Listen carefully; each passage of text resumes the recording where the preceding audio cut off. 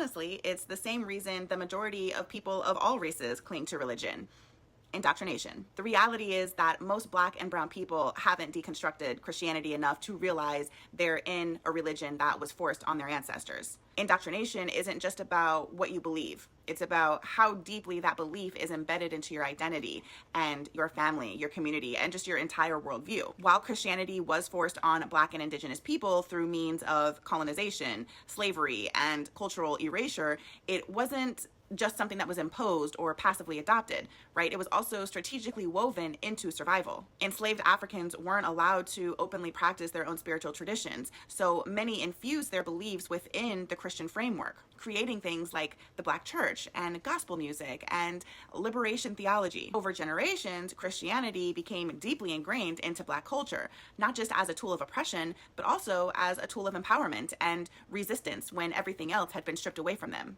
And I think we also need to be honest by recognizing that most Black and brown people aren't actively choosing Christianity after doing a deep dive into its origins, right? They're born into it, raised in it, and taught that questioning it leads to hell and suffering and the betrayal of their ancestors. That's how indoctrination works. It makes you believe there's nothing to question in the first place. So it's less about why do they stay and more about how colonization worked so effectively that most don't even realize that they have something to unlearn. And for those who do start to question, it's one of the hardest, most painful things to deconstruct, because when religion has been your only source of hope, walking away can feel like walking into nothing, which, as you can imagine, can feel incredibly destabilizing.